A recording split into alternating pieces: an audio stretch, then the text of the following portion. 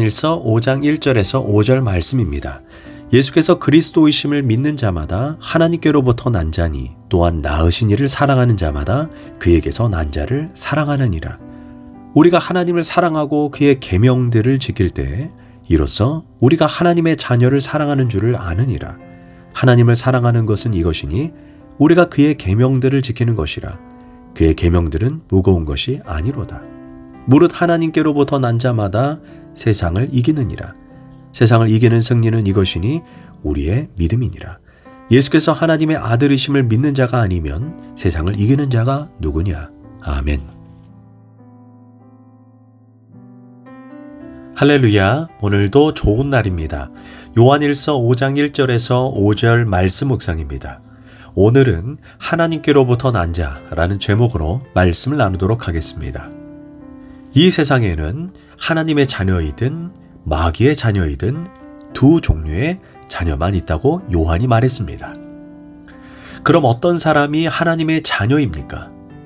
1절에서 예수께서 그리스도이심을 믿는 자마다 하나님께로부터 난 자라고 말씀합니다. 우리가 예수님을 하나님의 아들로 고백하고 그분이 나의 구원자 되심을 믿으면 그것을 하나님께로부터 났다라고 표현합니다. 특별히 요한일서는 5장까지 있는데 났다라는 표현이 무려 7번이나 반복해서 나옵니다. 이 났다는 말을 신앙적으로 표현하면 중생 혹은 거듭났다라는 말과 같습니다. 예수님께서 요한복음 3장에서 거듭남을 육신의 재탄생으로 잘못 이해한 니고데모에게 예수님은 육으로 난 것은 육이고 영으로 난 것은 영이니라. 다시 말하면 거듭남은 육이 아닌 우리의 영이 새롭게 다시 태어나는 것임을 말해주고 있습니다. 거듭나기 전에 대머리인 사람은 거듭나도 대머리입니다. 이 거듭남은 육신의 변화가 아닌 우리의 영이 새롭게 태어나는 것이고 우리의 영이 새롭게 태어나지 않으면 하나님 나라에 들어갈 수 없다고 성경이 말씀하고 있는 것입니다. 그런데 우리가 1절을 자세히 보면 누구든지 예수가 그리스도이심을 믿는 자는 하나님께로부터 났다라고 말하는데 여기에서 났다가 원어로 게나오로 출생하다는 의미입니다. 그런데 하나님께서 이 단어를 예수 믿고 거듭난 자들에게만 사용하는 것이 아닌 하나님의 진짜 아들이신 예수님에게도 이 단어를 동일하게 사용하고 있다는 것입니다. 요한일서 5장 18절에서 하나님께로부터 나신 자가 그를 지키심에 악한 자가 그를 만지지도 못하느니라. 여기에서 하나님께 났다는 게나오는 예수님을 의미합니다. 이처럼 예수님과 우리 모두 하나님께로부터 났다, 즉 게나오했다라는 말을 동일하게 사용합니다. 사실 예수님에게 이 표현을 사용하는 것은 너무나 당연합니다. 예수님은 하나님의 진짜 아들로 이 세상에 오셨고 본래 하나님이시며 하나님과 전혀 다름없는 동등한 분이기 때문입니다. 하지만 그 예수님에게 해당하는 이 표현을 우리에게 적용된다는 사실은 진정 충격적일 수밖에 없습니다. 이는 하나님께서 예수님을 자신의 아들로 인정하는 것처럼 우리 역시 자신의 아들로 인정하신다는 것입니다. 그런 점에서 예수님은 우리의 형님이요 우리는 동생들이 된다고 볼 수 있습니다. 아무튼 예수님이 아버지라고 부르시는 그분을 나도 동일하게 아버지라고 부르게 되었습니다. 참으로 영광스러운 일입니다. 오늘 본문은 우리가 하나님께로부터 난 자라면 반드시 3가지 증거가 있어야 한다라고 말씀하고 있습니다. 첫째, 하나님께서 낳은 자녀는 자기를 낳은 아버지를 사랑하고 형제들을 사랑한다고 1절에서 말씀합니다. 자녀가 자신을 낳은 아버지를 사랑하지 못하고 그의 형제들을 사랑하지 못한다면 이는 비정상적이고 인간의 본성을 상실한 것입니다. 세상이 아무리 변해도 자기를 낳은 부모를 사랑하고 한 아버지 밑에 태어난 형제들을 사랑합니다. 이와 마찬가지로 하나님을 사랑한다면 한 아버지 밑에 태어난 형제 자매들도 마땅히 사랑해야 합니다. 여기에서 형제 자매는 믿는 자를 말합니다. 좁은 의미로는 지역 교회에 함께 몸담고 주님을 섬기는 우리 모두를 이야기합니다. 더 넓게는 한국과 전 세계 인종과 국적을 초월해 하나님을 아버지라 부르는 모든 사람을 의미합니다. 그 모두를 사랑해야 합니다. 신기하게도 하나님의 같은 자녀라서 그런지 처음 보는 사람이라도 심지어 언어가 다르고 인종이 달라도 경계심이 풀어지고 오래전부터 마치 알던 사람처럼 얼마나 반갑고 기쁜지 모릅니다. 그러므로 참으로 거듭난 사람이라면 반드시 하나님 아버지를 사랑하고 나와 신앙 여정을 걸어가는 사람들 역시 조건 없이 사랑해야 합니다. 그것이 거듭남의 증표입니다. 어찌 눈에 보이는 형제를 사랑하지 않고 눈에 보이지 않는 하나님을 사랑할 수 있겠습니까? 둘째, 하나님께로부터 난 자는 하나님 아버지께 반드시 순종을 합니다. 2절과 3절에서 공통적으로 하나님을 사랑하고 그의 계명을 지킨다라고 말씀합니다. 여기에서 지킨다가 순종한다라는 의미입니다. 그러니까 사랑하는 것과 순종하는 것은 같다는 의미입니다. 부모를 사랑하면 부모의 말에 당연히 순종합니다. 내가 누군가를 진정으로 사랑하면 그의 말에 반드시 따르고 순종하게 됩니다. 요한복음 14장 21절에서도 나의 계명을 지키는 자라야 나를 사랑하는 자니. 그러므로 사랑한다고 말하고 싶으면 반드시 순종해야 합니다. 성령으로 거듭난 하나님의 자녀는 반드시 마음에 소원이 있습니다. 바로 하나님 아버지를 어떻게 하면 기쁘게 할까? 어떻게 하면 그분의 뜻에 순종할까?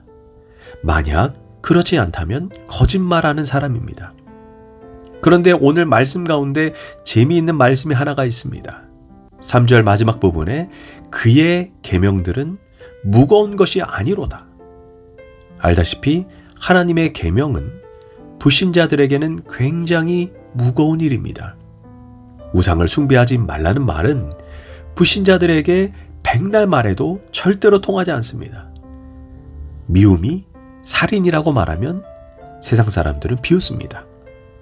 그러나 하나님의 자녀는 하나님께서 말씀하신 것을 받아들이고 인정하고 결국은 순종합니다. 그런 점에서 마귀의 자녀는 하나님의 계명이 무겁지만 하나님 아버지를 사랑하는 자녀들은 그의 계명이 무겁게 느껴지지 않습니다. 그렇지 않습니까? 다른 사람이 요구하면 결코 치르고 싶지 않은 희생도 사랑하는 자를 위해서는 치르는 희생이 정말로 즐겁습니다. 그러므로 하나님 아버지를 내가 정말 마음에 모시고 산다면 그분이 이거 해라, 저거 해라, 그런 계명이 지겨워서 순종하지 못하겠다라고 생각하고 입술로 고백하면 안 됩니다. 셋째, 하나님께로부터 난 자는 세상을 이긴다라고 말합니다. 4절과 5절입니다. 무릇 하나님께로부터 난 자마다 세상을 이기느니라. 세상을 이기는 승리는 이것이니 우리의 믿음이니라. 예수께서 하나님의 아들이심을 믿는 자가 아니면 세상을 이기는 자가 누구냐? 여기에서 세상은 사탄의 지배 아래 있는 인간의 본성, 사상, 가치관, 이중성, 생활 양식, 유행을 가리킵니다.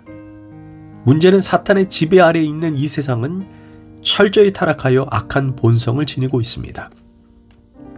사탄은 이런 세상 것들을 이용하여 우리를 유혹하며 우리의 본성과 정욕을 자극합니다.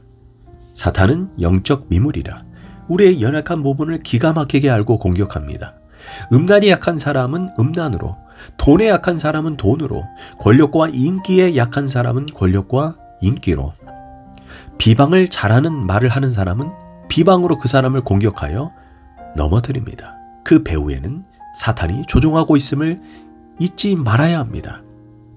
사탄은 마치 낚시꾼과 같습니다. 물고기에게는 밑밥만 보이지만 그 뒤에 낚시꾼이 있는 것처럼 사탄도 동일합니다. 그럼 사탄의 목표는 무엇입니까? 하나님과 우리 사이를 갈라놓고 우리를 하나님의 원수로 만들어 마침내 타락한 인간으로 만드는 것이 목표입니다. 그렇다면 우리는 어떻게 해야 합니까? 사탄과 싸워야만 합니다. 가정을 해치려는 사람이 있다면 우리는 그를 가만히 두지 않습니다. 부부 사이를 갈라놓거나 자녀 사이를 멀어지게 만들려는 사람을 절대로 용납해서는 안 됩니다. 그럼 어떻게 싸워야 합니까? 5절입니다. 예수께서 하나님의 아들이심을 믿는 자가 아니면 세상을 이기는 자가 누구냐? 그 방법이 바로 믿음입니다. 믿음만이 마귀와 대결하여 우리가 승리를 얻는 방법입니다. 그렇다면 믿음이 무엇입니까? 믿음이란 예수님만이 나의 길이요, 나의 진리요, 나의 생명임을 믿는 것입니다. 사탄은 그 길, 그 진리, 그 생명의 길에서 우리를 이탈하게 만들고 눈을 다른 데로 돌려 넘어지게 하는 것이 마귀의 유혹과 공격입니다. 기억해야 합니다. 진리 같은 것이 있어도 그것은 진리가 아닙니다. 생명 같은 것이 있어도 그것은 진짜 생명이 아니라 죽음입니다. 그래서 마귀가 세상을 가지고 우리를 유혹하여 공격할 때 우리는 그것에 눈을 돌릴 수 없습니다. 오직 예수님께 우리의 시각을 고정하고 집중해야 합니다. 마귀가 우리를 공격하고 넘어뜨리려고 하고 나를 낚아채려고 할 때 우리가 이길 수 있는 유일한 방법은 그 길이요, 그 진리요, 그 생명 대신 예수님만 바라보고 따르는 것입니다. 이것이 믿음입니다. 이런 믿음을 소유한 사람에게 예수님은 승리를 약속하십니다. 세상에서 너희가 환난을 당하나 담대하라. 내가 세상을 이기었노라. 예수님이 이미 우리 대신 세상을 이겼기 때문입니다. 우리는 그분을 24시간 바라봐야 합니다. 그때 우리도 세상을 이기게 됩니다. 기도하겠습니다. 우리를 하나님의 자녀로 불러주신 은혜에 감사합니다. 하나님께로 난 자는 하나님 아버지를 사랑하고 이웃을 사랑하며 아버지의 뜻에 반드시 순종하고 세상을 이길 수 있다는 말씀을 가슴에 새기고 살아가게 하소서. 예수님의 이름으로 기도합니다. 아멘.